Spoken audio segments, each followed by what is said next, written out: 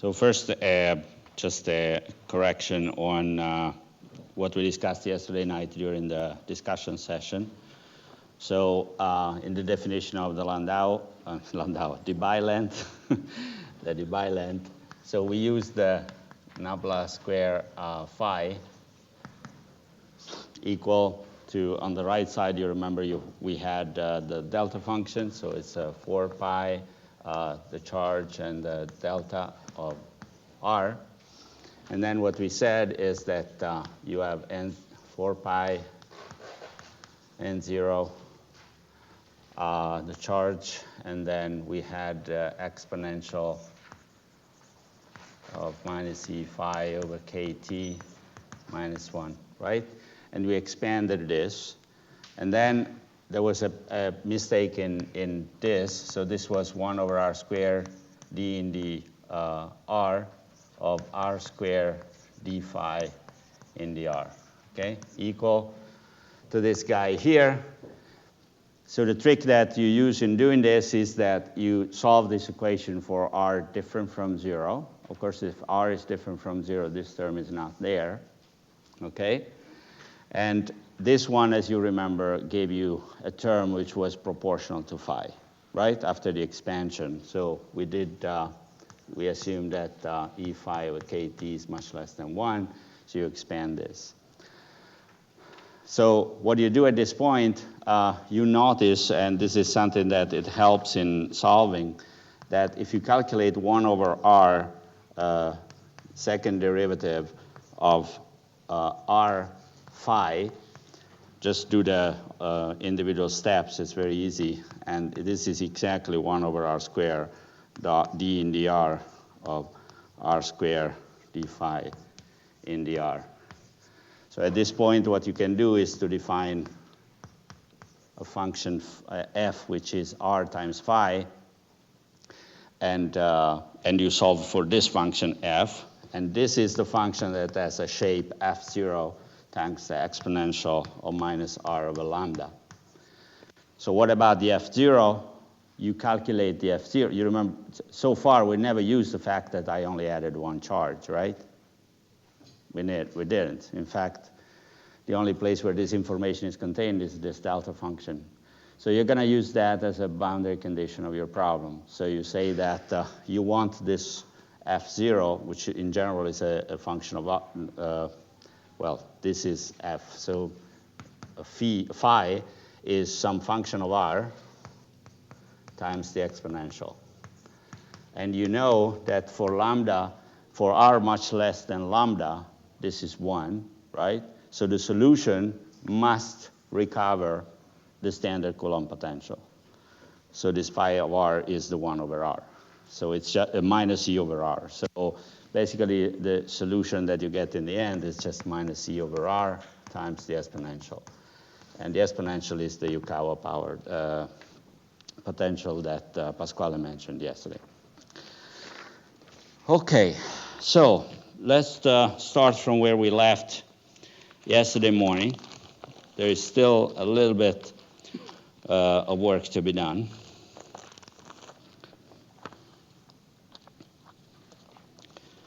So at some point, if I remember correctly, we got to the deriving the equations describing mass conservation and momentum conservation. You might have noticed that I didn't go through the burden of doing the energy conservation as well. The reason being that in all the cases that we will analyze so far in this class and in the next ones, we will assume adiabaticity. So we will assume that the gases that we have to deal with are in adiabatic conditions. So they do not lose energy towards the external system, okay, outside the system. If you do that assumption, then the only thing that you need is just an equation of state for the gas, and the equation of momentum conservation plus adiabaticity is equivalent to energy conservation. Okay, we will see that in a second. Okay, so let me take glasses just to be sure that I see the light.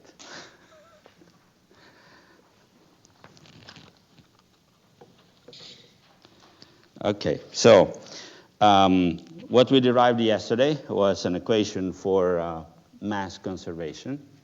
You remember, it's d rho in dt plus the divergence of the flux equal to 0, right? And then we derived a momentum conservation in the form of rho dv in dt plus v dot nabla v minus nabla p plus 1 over c j vector b. Okay? And these are sufficiently general. So we got these two equations simply summing over the contributions of the electrons and protons in the plasma, right? This was very general treatment. Now, unfortunately, we still have here the current J, and we have to deal with that, right? I mean, we want to do some additional assumption in order to get rid of this. But this equation per se, let's repeat it, we said it yesterday, but it has interesting properties. So first of all, look at this rho dv in dt. So this is basically mass times acceleration. So this is a force. So it is telling you that the force exerted on the plasma is equal to minus the gradient of the pressure, okay, plus the force associated with the Lorentz force, okay? This is a pretty general thing. This term here accounts for global motions of the plasma itself, okay? Keep in mind this equation because we will use it also when we introduce the cosmic rays in this. Okay, notice that yesterday I told you we have one Blasi equation for the protons, one for the electrons, and in principle you can write one for cosmic rays and so on, right? What happened? What would have happened if I had introduced also the cosmic rays? Well, at some point, you would have gotten this plus another term here minus nabla p of the cosmic rays themselves. So I'm not introducing it now, but just to keep it in your mind, because somehow it's telling you already a very important message that provided the pressure in a cosmic rays in your system is sufficiently strong, or its gradients are sufficiently strong, you expect the plasma to be affected by the presence of cosmic rays, okay? This is not something that is usually written in textbooks because normally what you do is the so-called test particle approximation. And so you say, I assume that my cosmic rays just move independently on the plasma. So the plasma creates the conditions for cosmic rays to behave in a certain way, but that's the end of the story. But you already sort of guess that already from this simple argument that there should be a gradient of the pressure of cosmic rays in there, and therefore, if these two, the pressure of cosmic rays and the pressure of the gas are comparable, and there are situations in which they are comparable, then you expect the plasma to be affected by the presence of the cosmic rays or accelerated particles that they are. Okay, so now I want to get to this term here. It's relatively simple. So, we just need to apply the Ohm's law, and we know from the Ohm's law that in the reference frame of the plasma,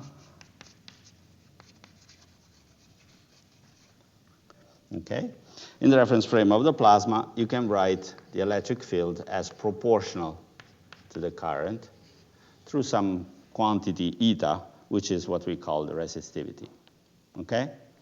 Let's call this field E prime because it's the comoving field. It's the field in the reference frame of the plasma.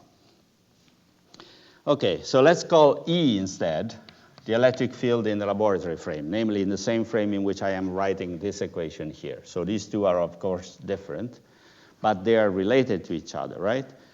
They're related to each other through a Lorentz transformation. So the electric field in the comoving frame, the E prime, is simply E plus 1 over C B vector B. Okay, where this is the induced field, the induced electric field. Now, what we are saying is that this is eta j, right? So eta j is in fact E plus 1 over C V vector B.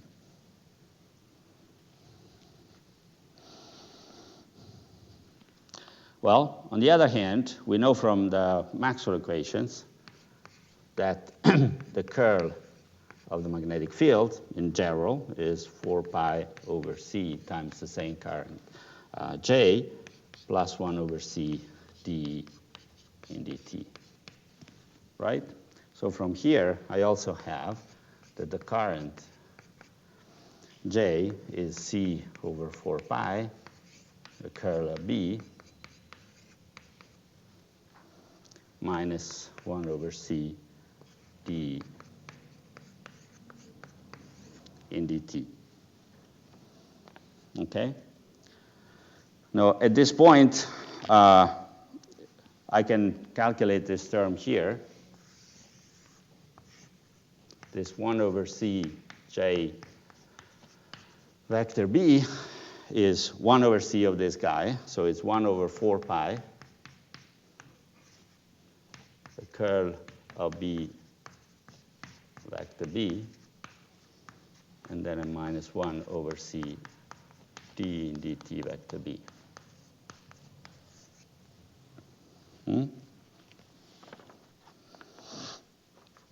Okay, so let's try to make sense of what this implies.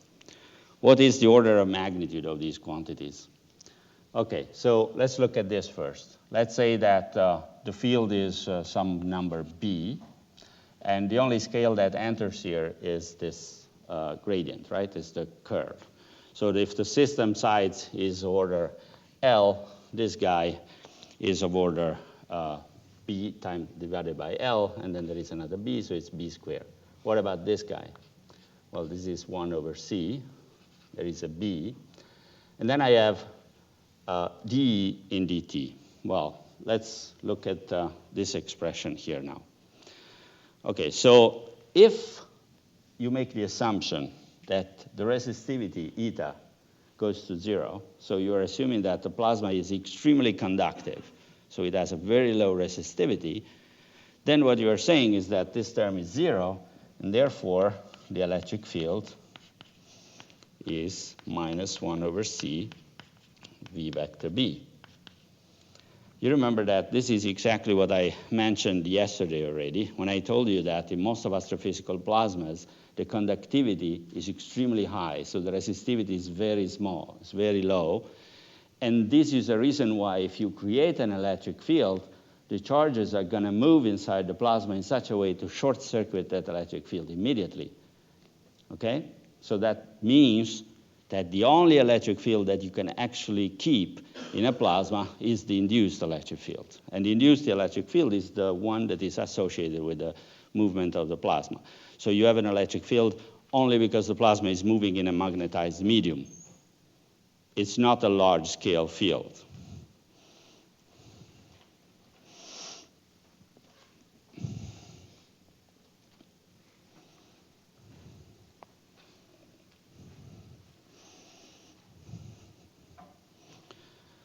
Okay, so at this point, so this guy is 1 over T. This guy is the electric field, and we said that it is C again, so it's a C squared. This is a V and B. Okay, so it's a B squared, V over C. Let me rewrite it. B squared, V over C, and where is the T? The C, T, and this is L. Okay, so since we are for velocities which are much smaller than the speed of light, because we are restricting ourselves to plasmas which are non-relativistic, okay, then this object here is much larger than this object here. So the assumption that the plasma conductivity is very high or resistivity is very low automatically implies that this term here is roughly about 1/4 pi curl of B, vector B. Okay? So the second equation then, it just becomes dV in dt plus V dot nabla V equal to 1/4 pi curl of B vector B. And as you see from here, the current has disappeared. I only am left with the magnetic field. So this equation here, mass conservation, plus this equation here, which is the conservation of momentum, basically define the boundaries of what we call ideal MHD, ideal magnetohydrodynamics. Okay? So notice how the system has been dramatically simplified. We started with one equation for each component, one for the electron, one for protons, and magnetic and electric fields produced by every particle affects the other. A lot of things which are extremely beautiful, but pretty useless because in a real system you don't know all this piece of information. And by rewriting, by averaging step by step on the things that we are not interested in, and then summing together the contribution of electrons and protons, assuming that your plasma is made of electrons and protons, we got to equations that describe now the whole system. So it's the bunch of electrons plus protons that behave as a plasma that respect these ideal MHD equations. Okay, so it's a pretty powerful step forward, if you wish.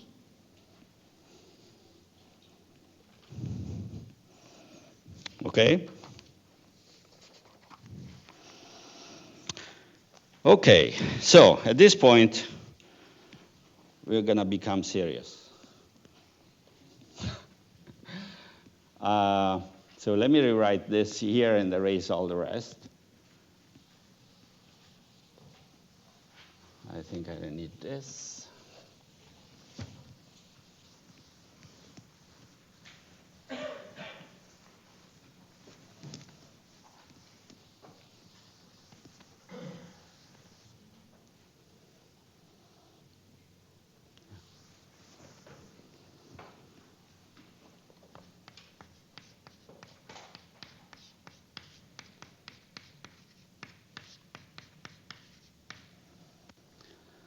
Okay, so at this point, this equation, we will assume, so from now on, that these two equations basically describe the behavior of a plasma of astrophysical interest. So this could be the interstellar medium, it could be the medium in which a supernova is exploding, in which a gamma ray burst is moving, or whatever else you may think of, provided the conditions that we started from are fulfilled. For instance, there are no collisions, and so on and so forth. Okay, so what do we do with this? Well, first of all, we need to complement this with a little bit of more information, which sort of we already have, but it's good to rewrite it. So again, this is mass conservation. This is momentum conservation. What about energy conservation? I told you that we will replace that with adiabaticity.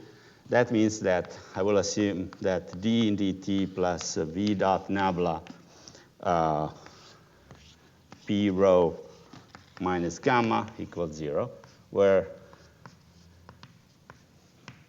gamma is the ratio of the adiabatic index, so it's the ratio of specific heats. Also, in most of the stuff that we will do so far, we will assume that this is 5/3, but notice that this is not always the case. For instance, when you include cosmic rays, because they are relativistic, they might affect the adiabatic index of the plasma and push it towards 4/3. But for as long as we have to deal with the gas, with the plasma itself, gamma is basically 5/3. Then, of course, we can use the law of induction. So dB in dt is curl of B vector B.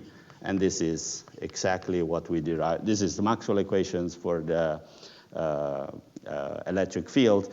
where the electric field has been assumed to be -1 over CV vector B, okay? Well, and then, of course, we have the precious information about closing magnetic field lines. I know that you are very concerned about this. And so magnetic field lines are closed, and divergence of B must be 0. Great. So now we have our box, which can be a supernova or a galaxy or whatever you want. And this is when you start making games with these equations. And for instance, ask yourself, what would happen if I shake this system? Okay? Again, I told you in the very first class, I think, or maybe the second, that if you know the equations describing your system, you can always ask yourself what are the perturbations that are allowed in that system. You remember I told you that in general, you're looking for an equation of the type f of k and omega equals 0, which is the dispersion relation, which tells you, yes, this wave can exist, this wave cannot exist, this is damped, this is not damped, and so on and so forth, okay? So what you can do is to play this game with these equations here. I think you are familiar with switching to the Fourier space, where if you have a perturbation, you can express it in terms of the Fourier modes. I think Pasquale used that yesterday already. Therefore, if you are not familiar with the formulas, then you're already lost. So, but it's really easy. So what we're going to assume is that rho goes into some rho 0 plus delta rho. Delta B, magnetic field, is assumed to be made of some ordered field, B0, plus some perturbation, delta B, and so on and so forth for all the perturbations. And for all of them, we will assume that the mean value is 0. So this is the same for all of them, and so on. While in general, the variance of these perturbations are non-vanishing, okay? And each one of these, so for instance, delta B will be written in the form of an exponential, or if you wish, delta B modulus times the exponential of minus I omega t plus ik dot x, okay? So again, as I said yesterday, and Pasquale applied this, every time that you derive this in time, you drop a minus I omega, okay? So d in dt, for instance, of delta B becomes minus I omega delta B, okay? This is very useful because you have a bunch of differential equations, but in this way you transform all the equations in Fourier space into algebraic equations, okay? Are you following me? Also the ones that are sleeping? What's between delta B and the exponential? Oh, the modulus, sorry.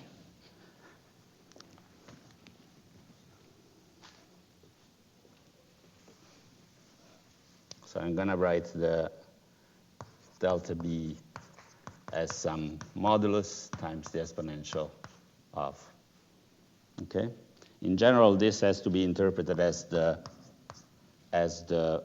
amplitude of that mode at that specific frequency. Okay? So we will see this later. It will play an important role. Okay, so just to give an example, I cannot really do step by step, but if you want, I can pass you the notes. They're really easy. It's really easy to do. But just to give an example, so what does the first term look like? Okay, you tell me. You tell me means that you start talking.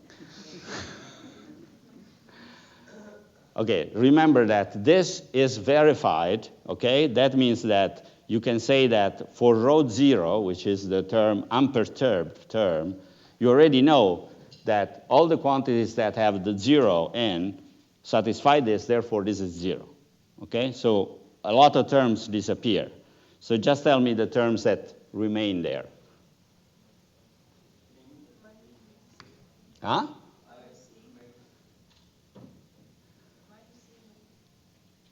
Minus I omega rho, or delta rho.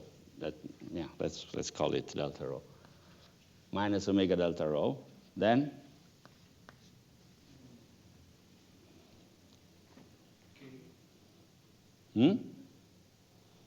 Okay, another thing that you have to keep in mind, these are perturbations that I'm stopping at the first order. Of course, if you put this in here, you will also have terms like delta rho, delta u. Forget about those. So let's keep the first order. And the second order is negligible. Okay?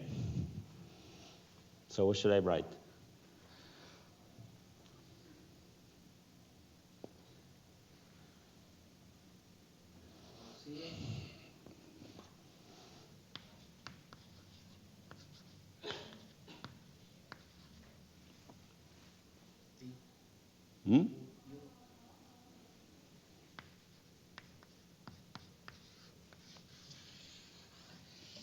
Okay? So you can do exactly the same thing for all of them. Let's assume for simplicity that in the zero state, in the zero order state, velocity is 0. So the terms like this already get out. Okay?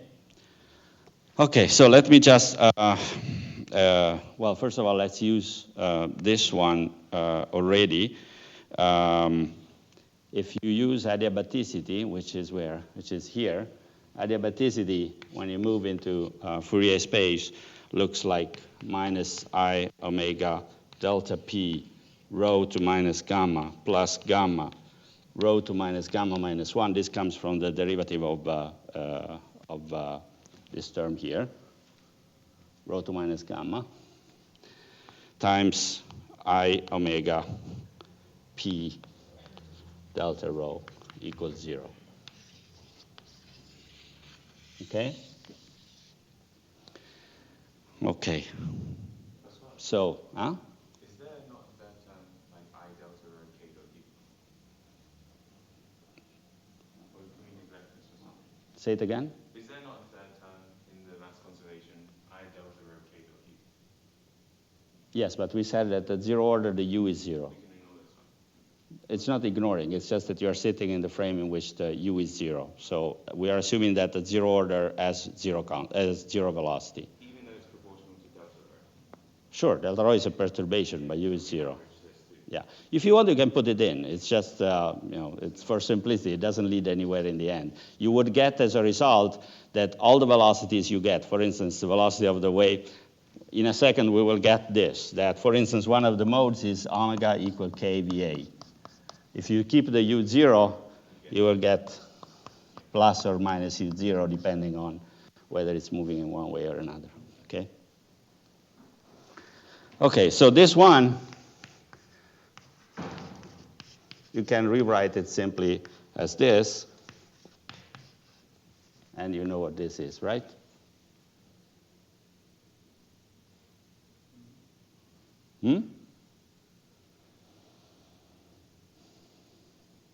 No. This is the square of the sound speed in a medium. So, in other words, the adiabaticity, perturbing the adiabaticity is already showing you that there is something that has to do with sound waves that will appear in your problem.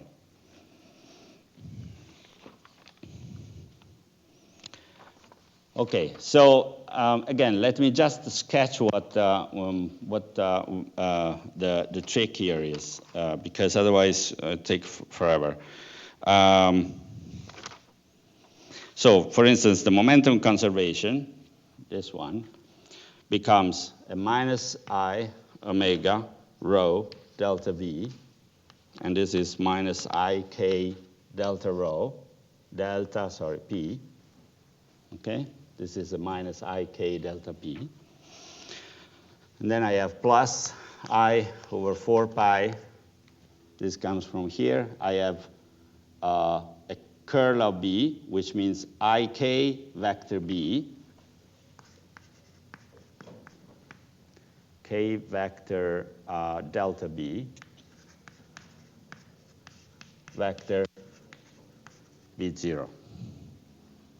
Okay? And I'm tracking only the terms which are first order. why is there no term corresponding to the derivative of B0? That's just by construction. I'm assuming that my initial system is the easiest possible. If B0 is not constant in space, you cannot even decompose in this form. If all the quantities like U, B0 are not constant in space to start with, then you have to adopt a Fourier expansion mode, a Fourier expansion in which this guy depends on Z, on the position. And that's possible, but it's way more cumbersome and not worth. Okay? Now, from here, you see that delta P is C as S squared delta rho, right? So this guy here can easily be replaced in here instead of the delta P. So you see where we're going, right? So look at this. For instance, this delta rho from here can be, this equation allows you to express delta rho as a function of delta U, right? So in principle, you can take this delta P equal to CS squared delta rho, and then instead of delta rho, you use this one. So the first term is proportional to delta V. The second term becomes proportional to delta V, right? Or delta U, whatever. Well, what about this guy? Well, this guy is minus I omega delta B. And then again, I have curl of V vector B, right? So again, this one becomes a minus I K vector delta V vector B0. And so this is telling you that delta B becomes function of delta U, right? So notice what happened. Delta U, delta U, delta U, we're finished.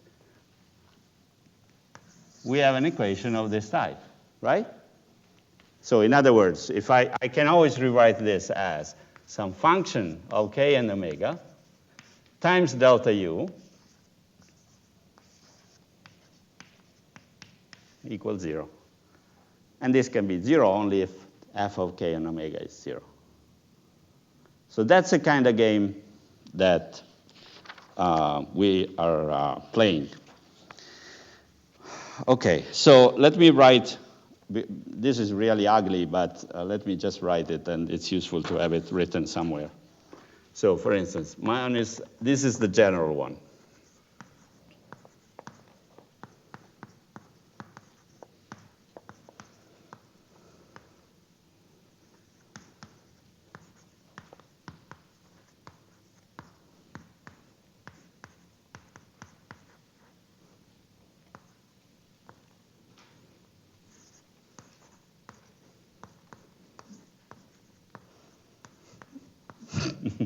This is okay.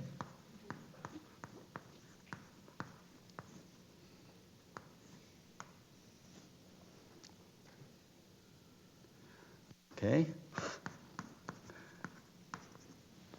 So this is what you get at the end of the story. And again, this is what I was saying. There's delta U here, there's delta U here, there's delta U here.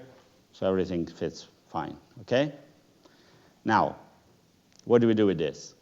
Okay, so first, let's assume that B0 is directed along a specific axis, say the Z axis.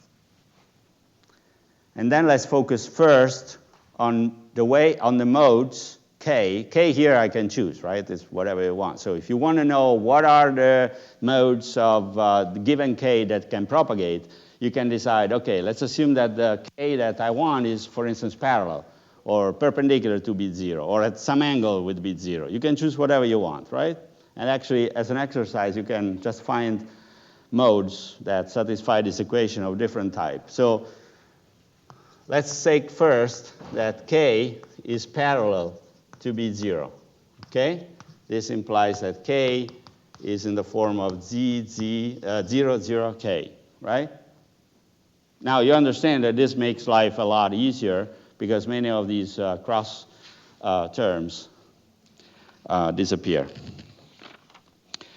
And in fact, when you replace these two assumptions in here, this equation here becomes the following. Let me write it really in a vector form so that it is even easier.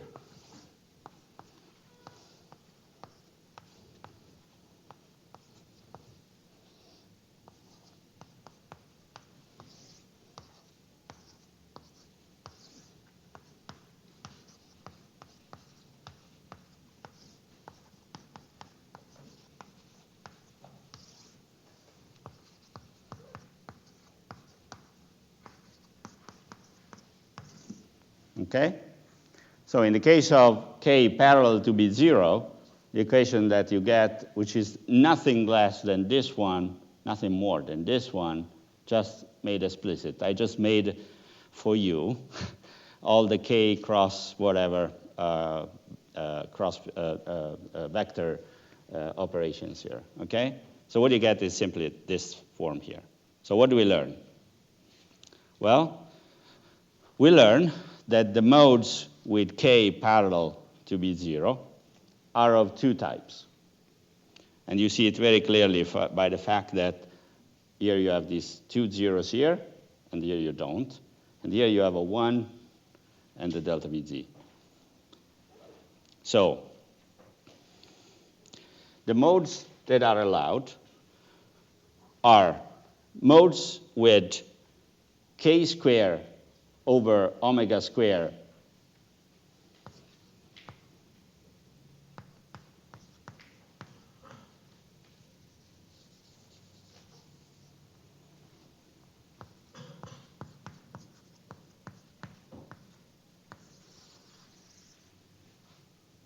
right? These are sound waves. So for sure, a system in which you have a magnetic field allows for modes with k parallel to be 0, which are just sound waves. But notice that these sound waves do not have perpendicular motion. Delta Ux and delta Uy are 0. So in other words, these are longitudinal modes. So particles move like this along the field. But then I have also another mode, which is the mode corresponding to omega square equal k square be 0 squared over 4 pi rho, right? Well, this guy here, I think Pasquale introduced it yesterday, or maybe I did, I don't remember. But this is the square of the Alfvén speed. So these are completely different modes, okay? And these modes have k parallel to be 0, and they have a component, delta Ux, delta Uy. So the particles are actually moving in the perpendicular direction. So the modes that we found then have k square VA square, okay? And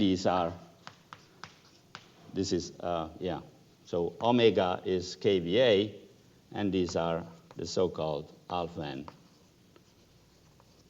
waves.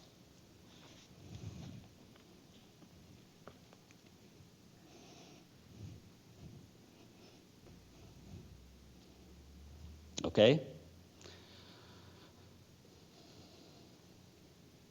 Is it clear? All what we did? So in order to derive this, I don't want to lose anybody on this. So just look at this. This is delta Ux. You can rewrite it as this is 0, and this is equal k squared VA squared, and this is delta Vx. Delta y is k squared VA squared delta Uy. Delta Z equal Here you only have this term. So CS squared, K squared, delta UC. Okay? So this implies that since delta UX is on both sides, omega squared. Okay? Omega squared is kVA squared, omega squared is kV squared. These are the transverse modes, and the longitudinal mode is the sound wave.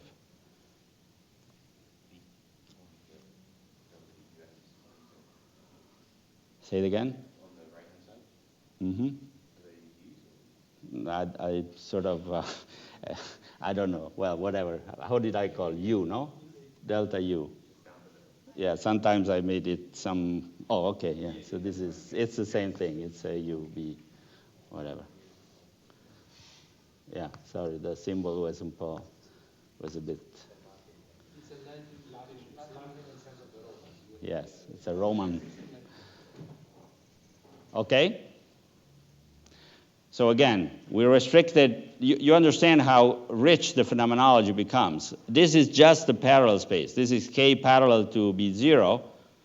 And even like this, we got as a conclusion that if you have a plasma with an ordered magnetic field, the modes that propagate parallel to B0, so K is parallel to B0, are already of two different types. You have the sound waves, which are longitudinal modes, and of course they move at the sound speed. And then you have transverse modes, namely delta UX and delta UI move around, and those move at alpha n speed. Is there anything else that we can learn of these modes? Well, yes. For instance, we said that the electric field associated with this is -1/c V vector B, right? So in fact,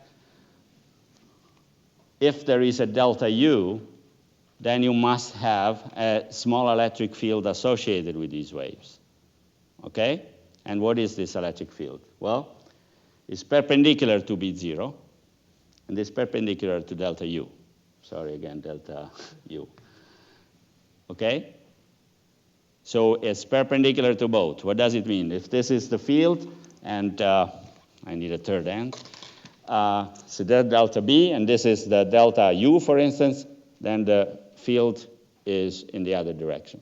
So we have these Alfvén waves are transverse modes with perpendicular motion of the plasma in the perpendicular plane, and there is an electric field associated with them, which is of the order of VA over C B0.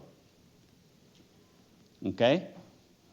So now you can imagine these waves as something like this, right? So they have a delta B, you have a delta E, and they move along B0, this is K, with the Alfvén speed.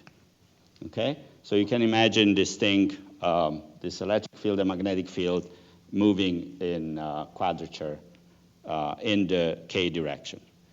These are the modes that Pasquale used yesterday when he said, let's assume that there is a delta B and it fluctuates over a scale K and so on and so forth.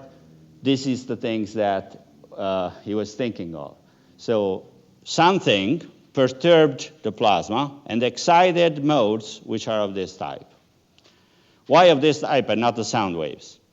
Well, because as you see here, the sound wave does not have an electric field associated with it, because the delta U is parallel to B0, so there is no electric field associated with that, right? And there is no magnetic field associated with that. So these Alfvén waves are extremely important from the point of view of understanding how particles, how cosmic rays behave in a plasma, for two reasons, at least two reasons. One is that the perturbation delta B associated with these Alfvén waves, this guy here, this delta B is the one that scatters the particles.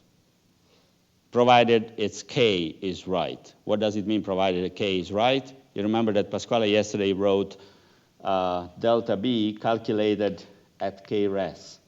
So k res is omega over v mu, where v is the velocity of cosmic rays now. So it's really v. So omega is the gyration frequency of the particle. So provided the perturbations are at the right scale, the tiny magnetic field associated with this perturbation is responsible for the change in angle of cosmic rays themselves. This is first reason. Second reason, they have associated with them an electric field that we wrote here, which, however, is of order VA over C, smaller than B0. This is the term responsible for second-order Fermi acceleration. You remember that Pasquale at some point derived an expression for KPP, which was proportional to delta U squared. The delta U is this guy here. So it's the delta U associated with the Alfvén waves.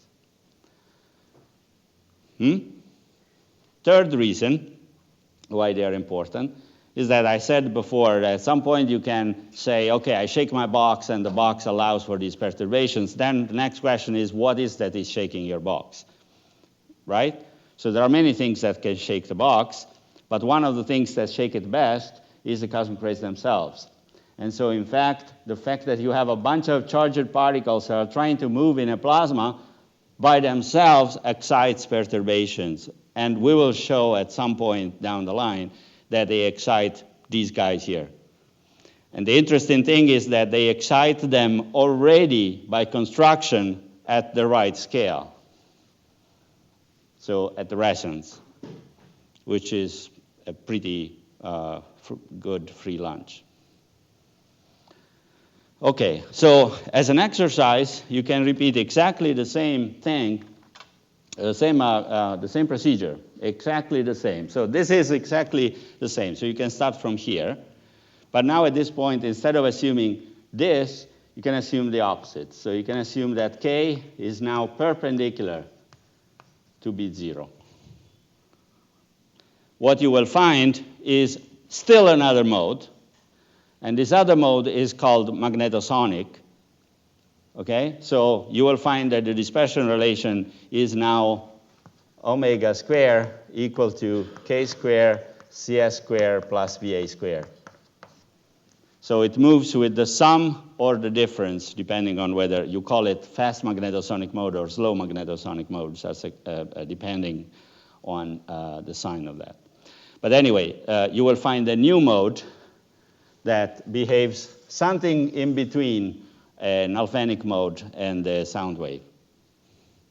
So this you can do as an exercise. Again, it is done in the notes anyway, so it's not such a big deal, but it's useful. So please try to repeat by yourself this calculation, because maybe tomorrow or the day after tomorrow, we will sort of do exactly the same, but with a tiny difference that I want to add here a term that knows about cosmic rays. And I'll show you that bad things happen there.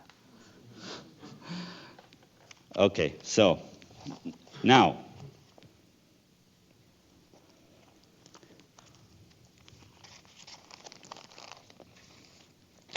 in a way, this is the point when we actually start talking about acceleration. So that's a good point. Let me erase, or should I call somebody? No, I'm kidding. Yesterday you said that there are people here that get offended if I don't ask. Get out.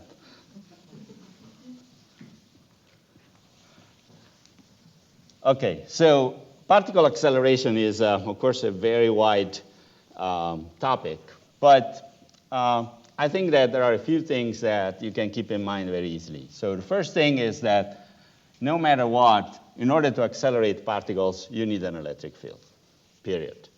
Magnetic fields don't do any work on charged particles, so they cannot accelerate particles. The second thing is that there are different situations in astrophysical scenarios, and you can sort of classify acceleration processes in two broad classes. The first class, so let's say that you have acceleration up here. And then you have at least two classes here. One is the so-called regular acceleration. Regular acceleration are the cases in which delta E is different from 0. And then you have stochastic acceleration, which are the cases in which delta E is 0 and delta E squared is different from 0. Okay?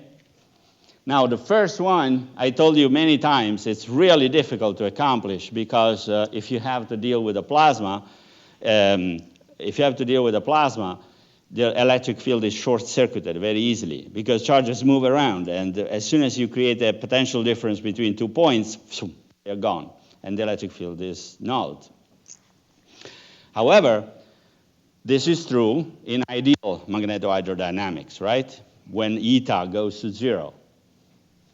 Are there situations in which this is not the case? In other words, in which the resistivity can become large, not 0?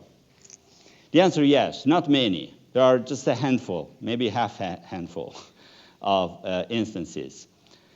Two come to mind, and we'll just mention them, but there is plenty of literature, and some of this discussion is becoming even popular again. But one of these instances is what we sort of mentioned first day, so the magnetosphere of pulsars.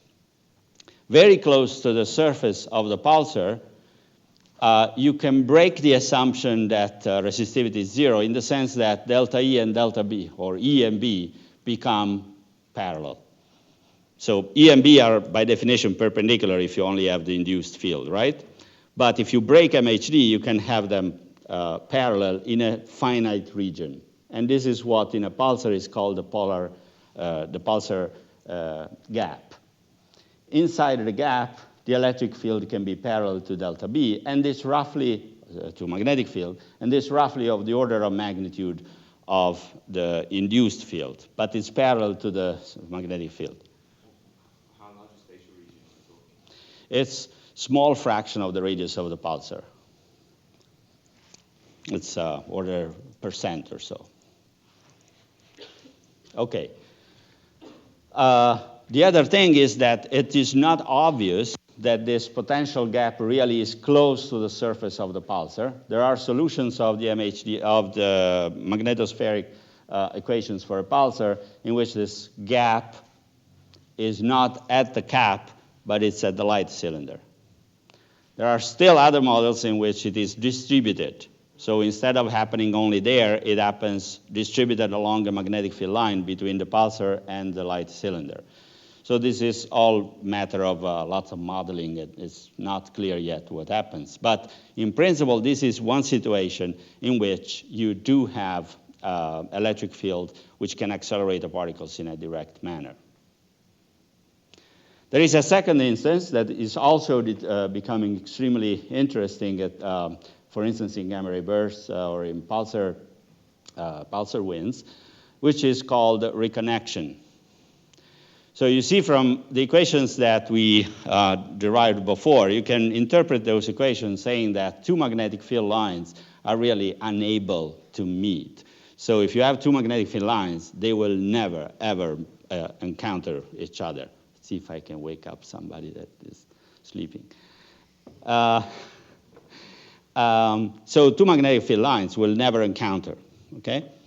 But if you allow the resistivity to increase, this condition is broken down. And so you can possibly have magnetic field lines of opposite direction that touch each other in the region of touching, in a sense. You can transform locally the energy density in the magnetic field, B squared over 8 pi, in the form of energy of the plasma that is sitting there. This is a process that has been known for a long time, and basically the energy the maximum energy of the particles that you can get in the reacceleration is proportional to B times the size L of the reconnection region. Unfortunately, this L is not that well known, and you have to rely on numerical simulations to have the microphysics of this process. Moreover, this reconnection, whenever it happens on many different scales at the same time.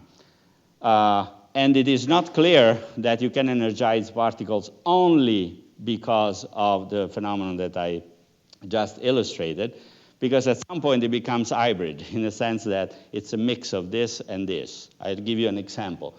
Imagine that there are two regions, and these two regions are moving against each other, and the magnetic field lines are directed like this and like this, okay? It's an ideal experiment, but not that far from situations. So these two regions are moving against each other, but the magnetic field lines are opposed. So you have a region here, which is called a current sheet, inside which you have the actual reconnection. But look at what happens. What happens if you will understand this better after we discuss diffusive shock acceleration. But if I throw a particle in here, the particle is going to bounce back and forth through these two regions. And we will see in a second what happens when that occurs. So these are the two examples that I can think of regular reconnection, regular acceleration, when you have an electric field on large scales. In both cases, you need to break ideal MHD. So you need a resistivity to do that, okay? Most of the acceleration processes that you find discussed in the literature are of the second type, so are stochastic in nature, which, for the reasons we said, right? The electric field on average is 0, but the variance of it is not.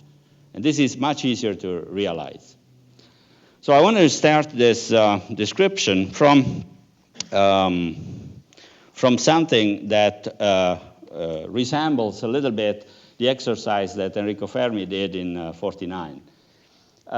This idea came to Fermi after a seminar by Alfvén, he had already just discovered his waves.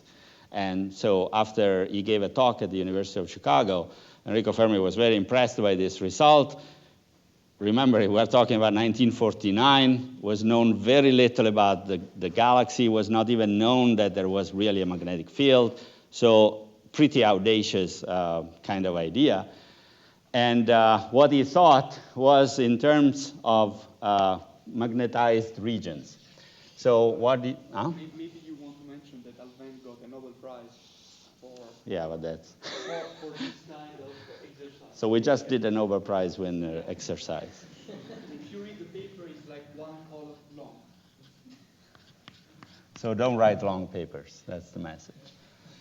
So the exercise that he was making is relatively simple. So the idea is the following. So you have a lot of clouds, and each cloud is moving at random with some velocity v. So say you have something like this, and then this one is moving this way, and so on and so forth, okay? And all of these regions are magnetized, so they carry a magnetic field with them. Again, have in mind that each one of these is an Alfvén wave or a collection of Alfvén waves, okay? And so now you have a particle. You take a charged particle, and you throw it in the system, like a billiard ball. But it must be a test particle. So it's a particle that is not doing anything to the system. It's only suffering the consequences of whatever happens to its transport. So the particle, so let's say that the particle is launched like this on this one, and let's see what happens, okay? So let's say that the original particle is E in the reference frame of the guy that sent it in, that launched on the table, okay? And let's do it in general, but, well, anyway. Let's say that gamma and V are respectively the Lorentz factor and the velocity of this cloud. Gamma is over the 1, of course. I mean, it's all non-relativistic, but just to keep it more general. So this means that if you are an observer that is sitting on this cloud, no, you don't see the energy E, but rather some energy, E prime. You have to do the Lorentz transformation in principle, no? It's beta, gamma, p mu, where beta is v over c. This v is the velocity of the wave, not the particle. So v is the velocity of the cloud. Okay? Also, its momentum in the x direction, let's say for simplicity that all the movement occurs in the x direction, is beta gamma e plus gamma p mu, where mu is this angle here, the cosine of this angle here.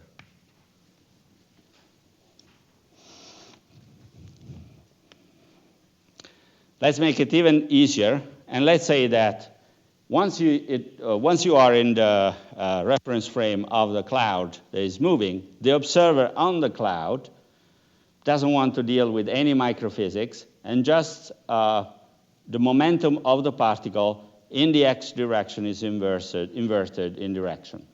So let's say that in this reference frame, p prime x goes in minus p prime x. So in other words, in the reference frame of the particle is mirrored back. Okay? So you understand that the cloud in this business is almost like a black box. You don't really know what is going on in there. You just know that for some magic, the particle, maybe because of deflection in the magnetic field, the particle direction is reversed. Okay? Therefore, the particle goes out with an energy, E second, and E second, again, you make a Lorentz transformation, is gamma E prime plus beta gamma P prime X. And take into account what we just said. This is gamma square E, 1 plus beta, plus 2 beta mu, P over E. Okay? I just replaced this and this with these two. Okay? And of course, remember that P over E is the velocity of the particle. Okay, it follows that E second is gamma square E plus 1 plus beta square plus 2 beta V mu. Now, there are a bunch of clouds. There is a magnetic field. The particle is reflected inside. Why is the particle energy changing? There is no electric field here. I only assume that it bounces back. Why is the energy of the particle changing? So?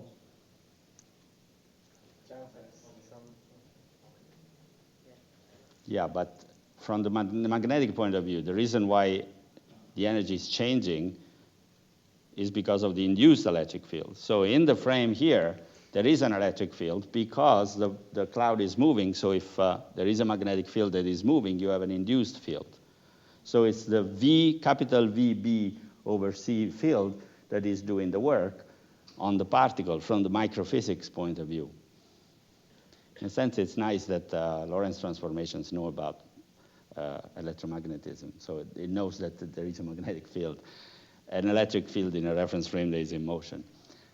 So at this point, you can calculate E second minus E over E, which is the delta E over E, so how much the particle changes compared with initial energy. And when you do this, so E second minus E over E, you get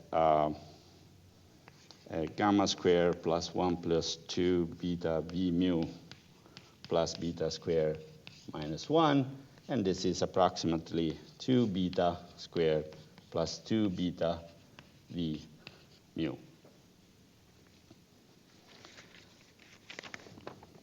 Okay? Okay, so far so good, but notice what happened. Beta is the velocity of the cloud again, okay? So you can easily understand mu is whatever, right? It's the pitch angle cosine. So it can be between -1 and 1. So there are values of mu for which delta E over E is positive. But there are also values of mu for which delta E over E is negative. So this system is not an acceleration system. It's an acceleration, but it's also a deceleration system. Okay? So the particle both increases and decreases. This is extremely important because this single-handedly is the reason from the physics point of view why Pasquale yesterday was getting that proportional to delta V squared, as we will see in 1 second. The second-order nature of this acceleration process is due to the fact that there are configurations that lead to particle energization and other configurations that lead to particle deceleration. The trick that we will try to solve, we will try to adopt, is to invent a physical situation in which we will get rid of all the situations in which particle energy decreases. Okay? So in doing the exercise today, we'll see that this is second order for this reason.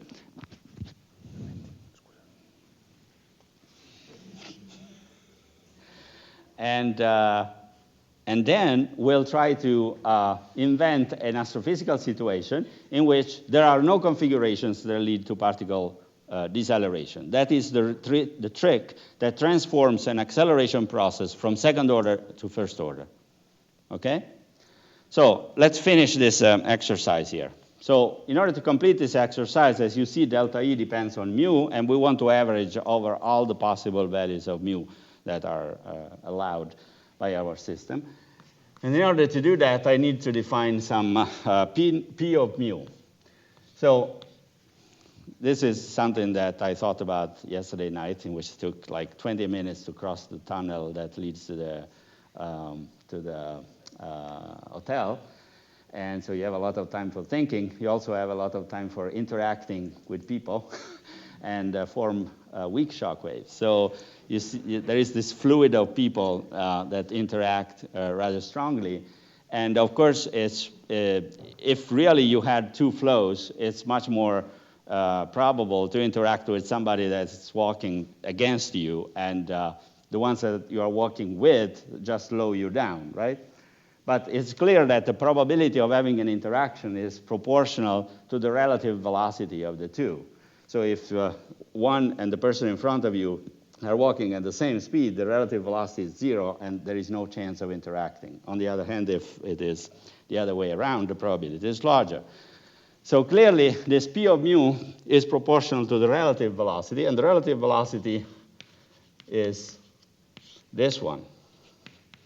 Again, I'm retaining the relativisticity in a sense, but it's not, you don't need to. But if you take v, the velocity of the particle, assume for simplicity that it tends to c, so we want the particle to be already relativistic, then this guy is about a plus beta mu. And this is great because at this point I can require that since this is a good behaving probability, this object must be 1, okay? And this automatically gives me the value, so the value of A, which I believe was 1/2. Okay? So the probability is 1/2 1 plus beta mu. So at this point, I can finalize my exercise because the mean value of delta E over E over all possible values of mu is actually the integral in d mu of P of mu times the delta E over E that I have at a given mu. So it's 2 beta square plus 2 beta c mu. And P of mu is the guy that I just calculated. It's 1/2 times 1 plus beta mu. Okay? So this is an integral which is absolutely trivial to do in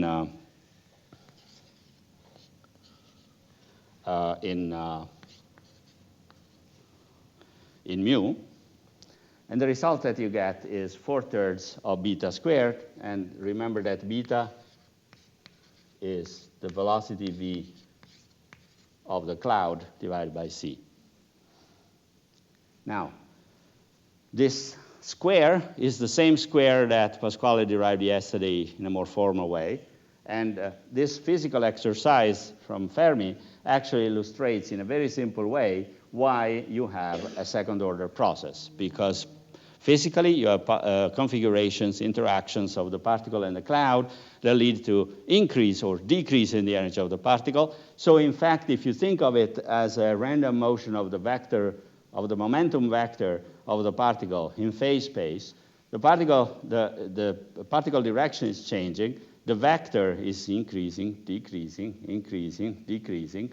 But because of the fact that it is slightly more probable for the particle to interact head-on rather than tail-on, the sign of this delta E over E is positive and not negative. So on average, you do gain energy, but you gain and you lose, you gain and you lose. So you need a lot of steps to do that, and that's the reason why the result is proportional to the square of V over C, which is bad because V is very small. If you take as an estimate of V, this guy here, V0 over square root of 4 pi rho, that's for the interstellar medium is 10 kilometers per second, divided by 300,000 kilometers per second, that's a freakingly small number. And then you square it, and it becomes useless. So, another point, this factor 8/3 depends on the assumption that I made, which is to simplify things, that the reflection is specular, is mirror effect. You can actually keep it more general and say that you enter with an angle mu, and you come out with an angle mu prime, and then you average over both. It's very easy to do, and if you do it that way, you get 4/3. So if you wish, the correct result is 4/3 of V over C squared. Okay? Okay, now, in the hour and a half that is left, let's start doing, no. Let's start working on a very important part of this lecture. Okay, so in a sense, once you have the equations of ideal MHD, you can start asking important questions, like, for instance, what happens to a plasma that is moving with respect to another plasma in an arbitrary way. And of course, you have the conservation of mass, momentum, and energy, if you wish, to use in order to answer this question. In order to make life a little bit easier, let's assume also for now, which is actually a very good assumption in most of the cases of interest, that the magnetic field that appears on the right side of the second equation we wrote in the morning, so curl of B vector B, let's assume that that B is small, so that we retain only the basic fluid terms. Okay? Okay, so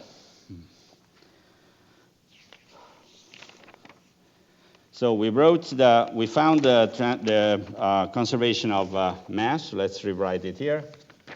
D rho in dt plus divergence of rho v equals 0.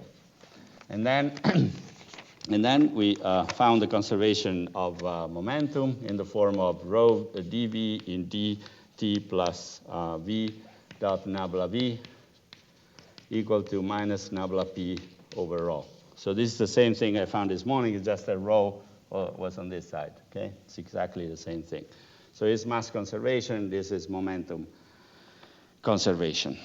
On the notes, you will find also a derivation of something that can be considered as energy conservation, but in reality, it's just momentum conservation plus the adiabatic condition that I wrote before.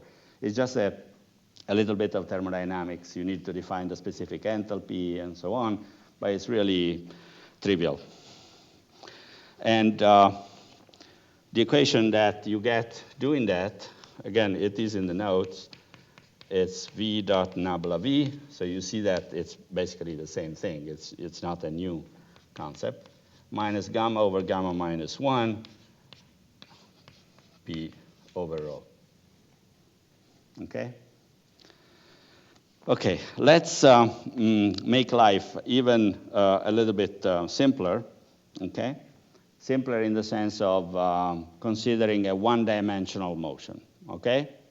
This is actually a very good assumption. In most of the situation, even when you do gamma reverse or supernova remnants, the regions that you are interested in, close to in which interesting things happen, is so small compared with the overall size of the system that locally you can assume to be in one dimension. Okay? There are exceptions to this, but at zero order, we can assume that this is good, a good assumption. Okay, the other assumption that I want to make is that my system has enough time to reach some sort of stationarity. Okay, so I want to make two assumptions. One is that the assumption of stationarity. That means that d in dt of whatever quantity is 0. So the explicit dependence on time is 0. The second assumption I want to make is that you have one spatial dimension. Okay? Okay.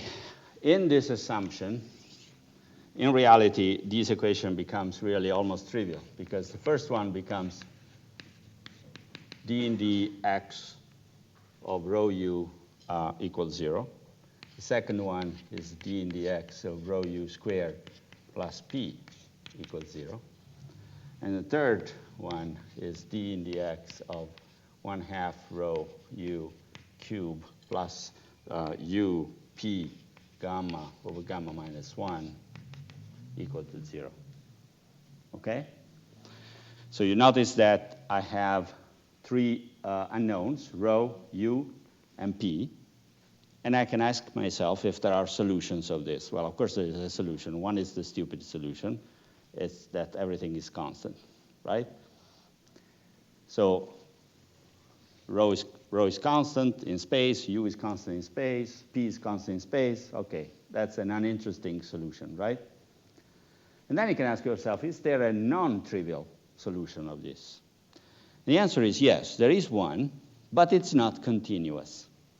In other words, in order to find the non-trivial solution, you have to assume that something weird is going on at some place in the plasma.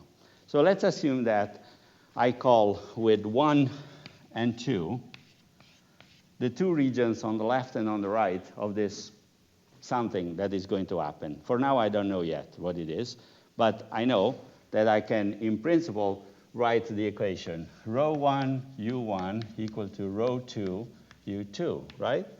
Rho 1 u1 squared plus p1 equal to rho 2 u2 squared plus p2. And 1/2 of rho 1 u1 cube plus u1 p1 gamma over gamma minus 1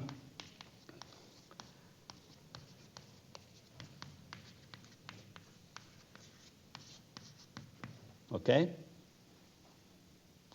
Again, these equations, of course, still admit the trivial solution, but provided that u1 is larger than Cs, the sound speed, which is gamma, Cs is square root of gamma p over rho. You remember? I wrote it somewhere here. Well, I erased it too. Well, anyway, Cs squared, it was gamma p over rho. You remember? So that is the sound speed. So provided u1 is larger than Cs, what does this mean? A u1 over Cs, which is the Mach number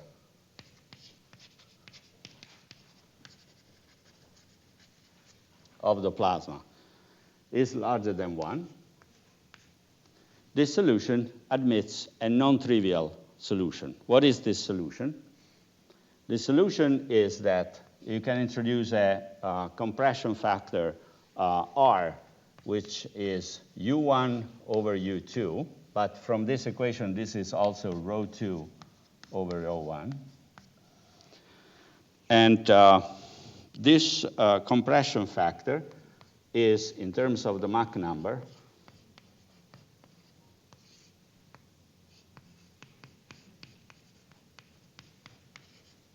this is a non-trivial solution. And of course, you see that R is different from 0, right?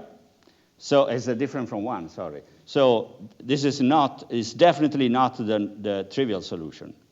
In other words, the problem admits a solution in which the quantities are not continuous across this surface. So what happens more specifically? Well, in the limit of Mach number, which is very large, let's assume it's the infinite Mach number, so the plasma is moving really fast compared with the sound speed, then you have R that becomes gamma plus 1 divided by gamma minus 1, which is a constant.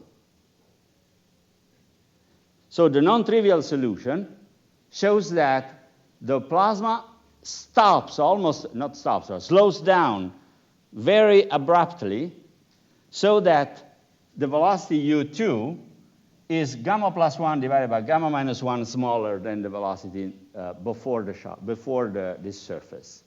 So one thing that happens at this surface is that the plasma slows down. By how much? By this compression factor. Well, not only that, from mass conservation, the slowing down must correspond exactly to a compression of the plasma. So in other words, the plasma slows down and becomes much more dense, right? So at this surface, two interesting things happen. The plasma slows down dramatically and gets compressed a lot by the same amount. There is another thing that happens. You can calculate P2, the ratio of the pressure, P2 over P1, which is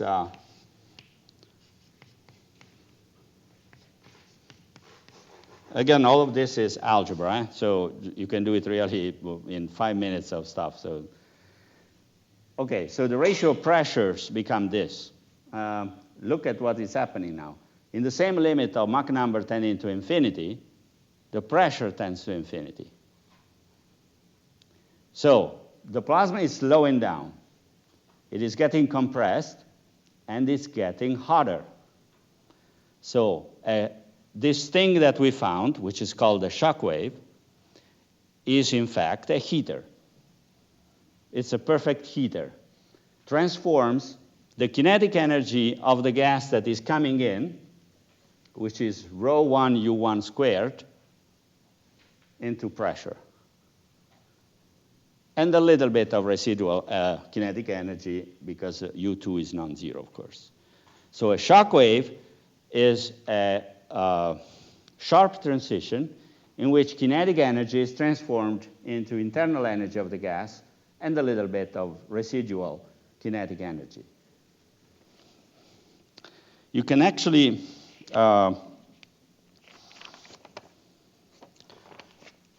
so in the Mach number, in the infinite Mach number limit, so the T2 over T1 scales like 2 gamma minus 1 divided by gamma plus 1 squared, Mach 1 squared. So clearly, in the limit of Mach number much larger than 1, the temperature of the gas becomes much, much higher. In order to get this, I simply wrote P2 and P1, and I neglected this term, of course, because of the limit. But I wrote P2 and P1 as NKT. Okay? It's the pressure. But now at this point, you can ask yourself, can I write KT2? What is the typical energy KT2? Well, KT2 is basically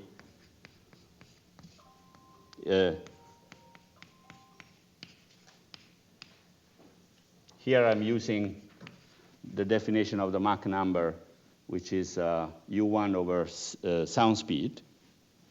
And look at what happens. The temperature downstream, or if you wish, the energy per particle downstream, within a factor of order unity, is all the kinetic energy of a particle upstream.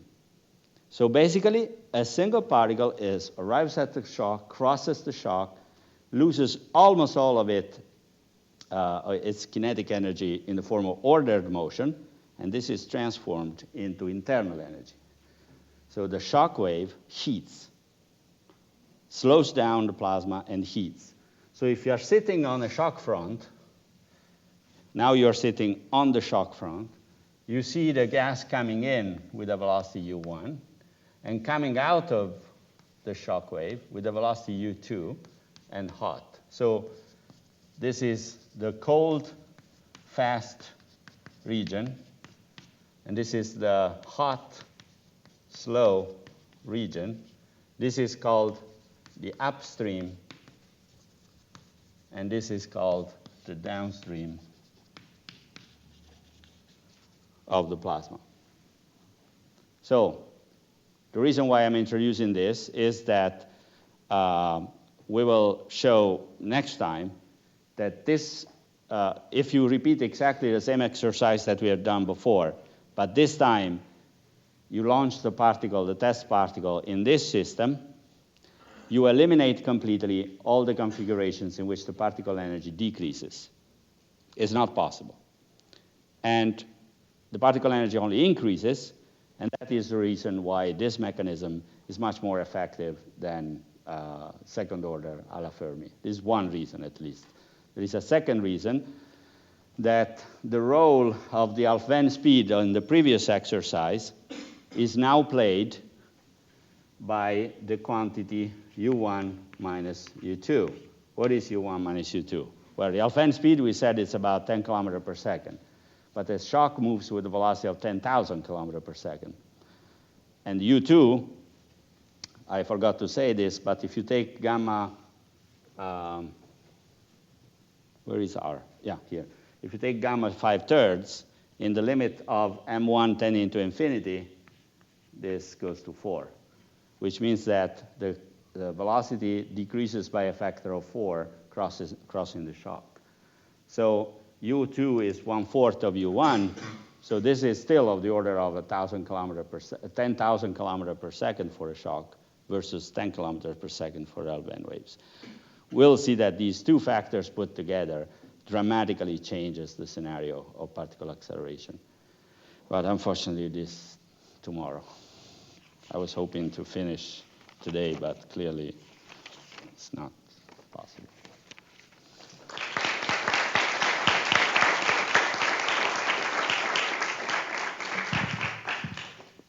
Questions? 3. Where is the list?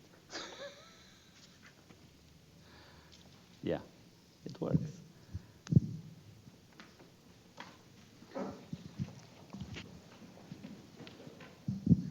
Hi.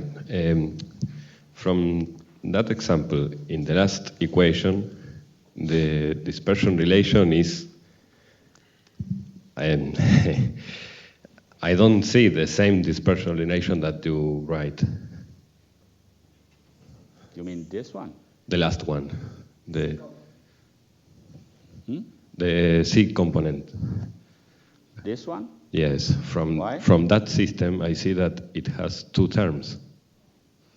Why it has 2 terms? Maybe delta VC must be 0 from the curve above. Oh, yes, you're right. This one was 0. Okay. Sorry. Yeah. Okay, thank you. That was 0. That's okay. Yeah. Thank you.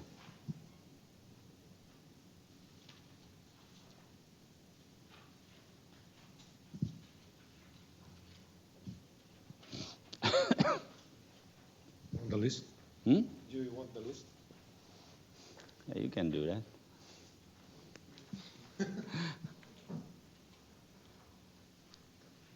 No, you do it. No, that's your idea. No, come on, they are old enough. Yeah, you see. doesn't matter what they tell you, threaten and blackmail always works very. Hi, I'm wondering why are we concerned with adiabatic processes? Does the non-adiabatic process matter? That's a very good question. So in all the situations we will deal with, we are in the adiabatic regime in the sense that the system is non-radiative. In other words, it's not radiating energy outside of the system. So in this sense, it's adiabatic. But I would expect some of you to ask me another question which is related to this. How do you get the shock wave in a system which is adiabatic? Because you are actually dissipating, right? And this is not possible if you are adiabatic. The reason is that, so all of these equations already assume adiabaticity, and yet I find something that is dissipative. The reason is that you are not describing in this way the microphysics of the dissipation. You're only saying, I have no idea what is happening in between, none whatsoever, so at the shock.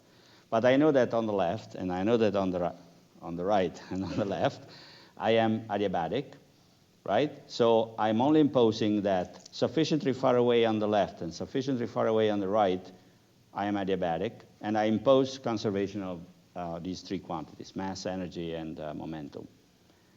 So the trouble with the non-adiabaticity is, of course, relegated into the microphysics of whatever is that causes dissipation.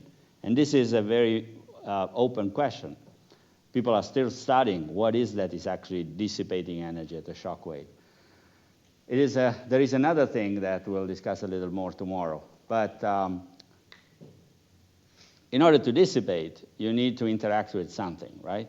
So the first thing that pops in your mind could be, well, you're dissipating because you're interacting with the particles. Particles are interacting with themselves, and they are dissipating energy. Well, but if I use the first lecture of Pasquale Serpico, I can define the dissipation as n over 1 over n sigma, right? Let's say that this n is 1 particle per cc, and sigma, let's exceed. Let's say that is electromagnetic, sort of like 10 to minus 25, 10 to minus 24, okay? Square centimeters. This is the distance to Andromeda, almost, 10 to 24 centimeters. So clearly, dissipation cannot be due to collisions. So this is a very strange kind of shock wave that we found.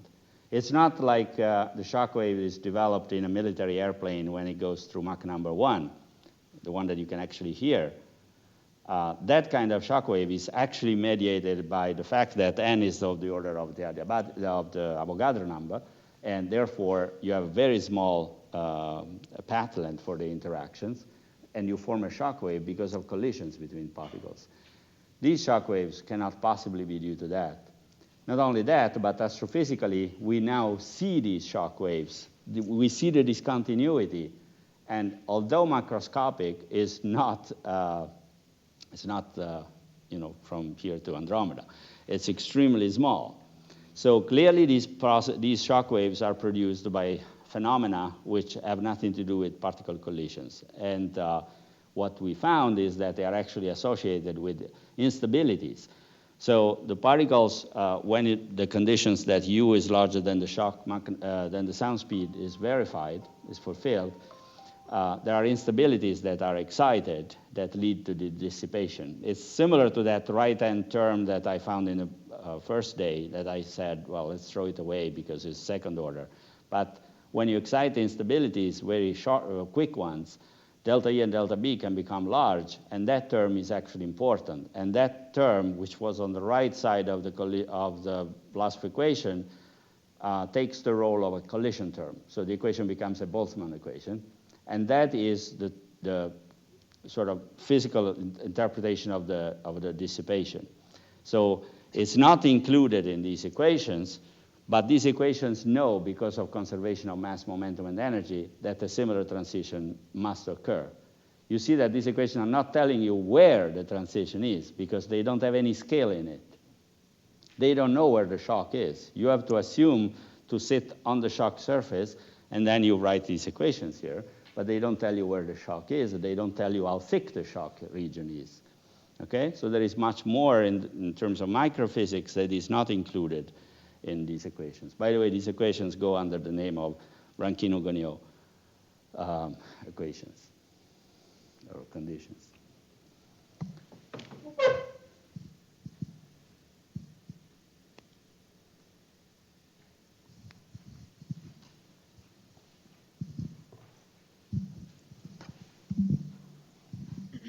Hi. Hi. At the beginning of the session, after you grow these ideal MHD equations, you mentioned that there's this adiabatic index, gamma. And you told us that this will be changed if we have to implement relativistic issues. How do you do this? How the relativistic component will be seen in these equations? Well, the adiabatic index is the ratio of the energy density to the pressure. So if you are non-relativistic, you can easily do this exercise, and you get the 5/3. If the particle is relativistic, then because U is 1/3 of P, then the gamma corresponding to that is 4/3. So you can do again. You can take a particle distribution, which is a power law, like in the accelerated particles kind of situations, and there you get 4/3. In reality, you will get something in between if you have both. If you have a plasma and the accelerated particles, the gamma is neither 5/3 or 4/3. It's somewhere in between. It's a combination of the two. But you can calculate it in principle. Once you know the particle distribution function, you can calculate the ratio of the energy density to the pressure.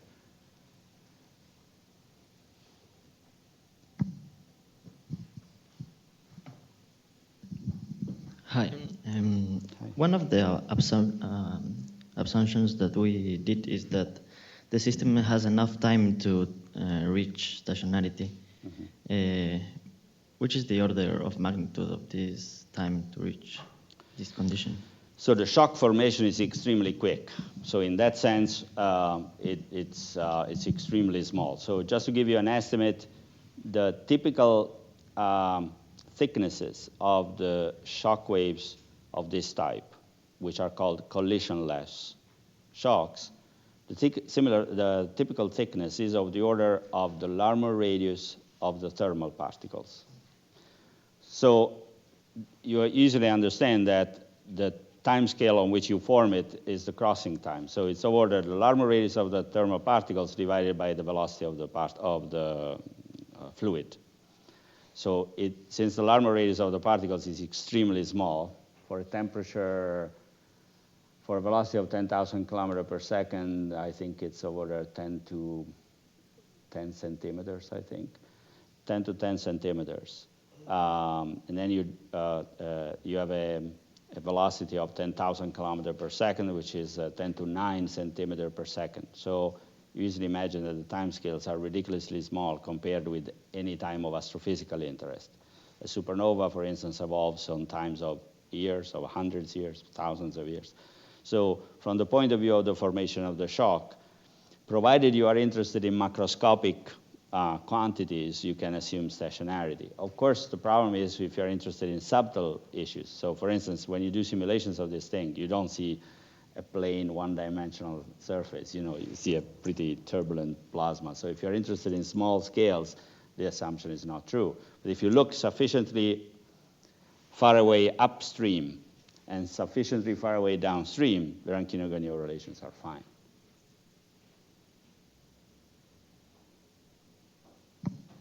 I think it's a good moment to thank Pasquale again and go for coffee. Thank you. Thank you.